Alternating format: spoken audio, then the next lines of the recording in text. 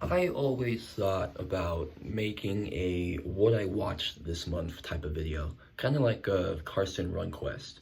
But for me, I think it's better to break it up into small bite-sized videos.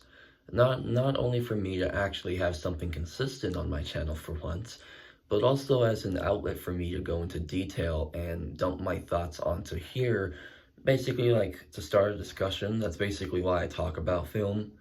So, in tandem to the month I'm recording this in, and my intent to want to start off with a classic, I want to talk about the original Exorcist. This movie has been one of my most anticipated watches, even when I was younger, surprisingly, because of a story. The story my grandma told me when she went to see this movie when she was my age. She told me she saw it at a drive-in theater, and after my great-grandmother told her not to because it was so shocking and controversial, as it should. And it totally shocked my grandma to her core. Like, she couldn't sleep by herself for a month. She had to sleep with her mother, my great-grandmother. And that usually is the general reaction I hear when people talk about this movie.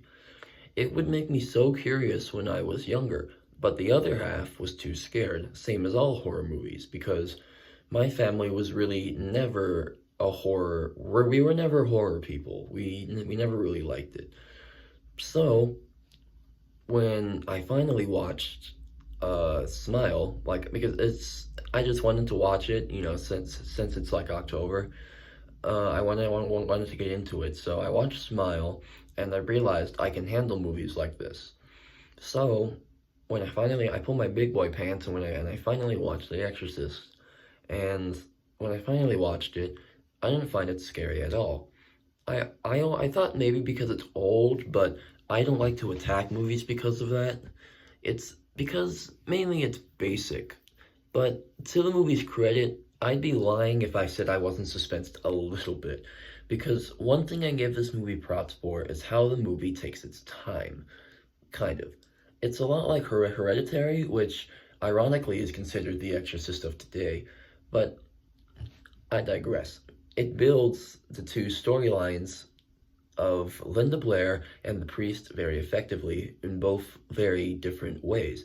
I didn't expect the way they handled the priest storyline at all, and I appreciate that they did it in a way that was slow and very dialogue heavy, which reinforces my theory that Reagan is just a spectacle to keep us on our seats, just basically just to sit through like the very heavy themes that this film presents, like questioning religion, losing faith, and the struggles Paras is having when he assumes a role as a notable figure of that religion.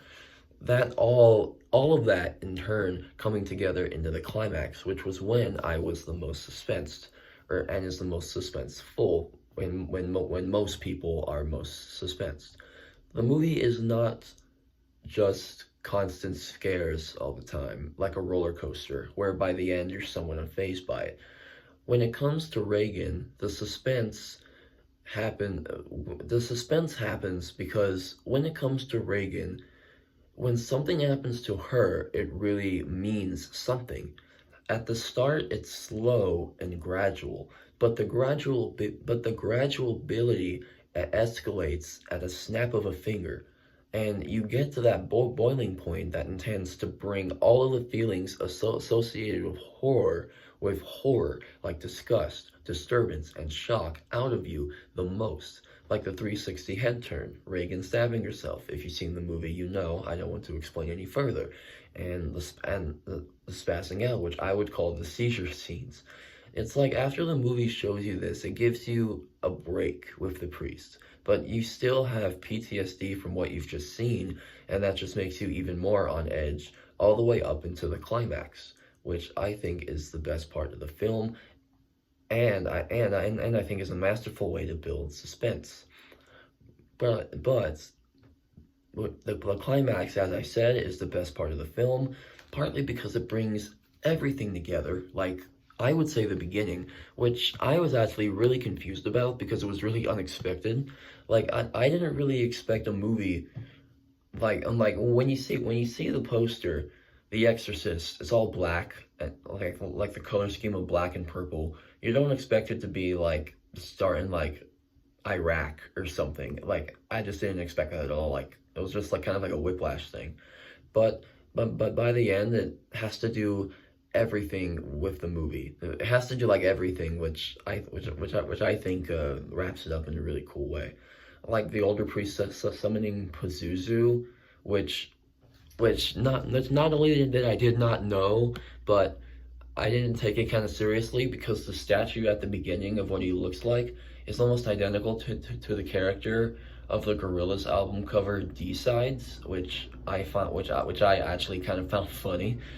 But the climax not only is like the best part of the film, but the only negative that I have is the ending of the film because of the logistics of what happened to Paras.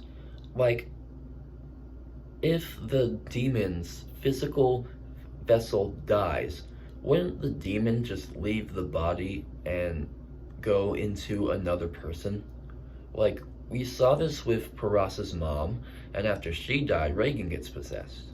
So, Paras just threw himself out of a fucking window, just sacrificed himself for nothing, and Pazuzu just decides to leave Reagan alone forever? Like, okay, sure. Unfortunately, that was a giant, basically, like, misstep that brought this movie down for me. Also, another thing is with the backwards crab walk down the stairs. Like, I was, like, waiting and waiting and waiting for that to happen because I hear it referenced so much. But apparently that's, like, not in the original version. That's in the remastered version, which I'm like, oh, damn it. Like, I was, like, cheering for it to basically happen. Another like negative that I would say is the other priest. I even forgot his name. It was like the priest that Christine already knew when she came to New York. When she was filming her set. I think it's like the theory of like he was the one basically vandalizing the church because of the detail they put into him at the end. But they didn't really have any they didn't really put any substance to why he would do that, which again I just feel is just very lazy and just, I don't know, I just think that just makes like a bad movie. And to put that in the ending just makes it like feel even like more useless. But in summary, I think this movie is just solid. I see why it's gained the cult status that it has today, and just like most things, I'm always in the middle of things. That's about it, alright? See ya.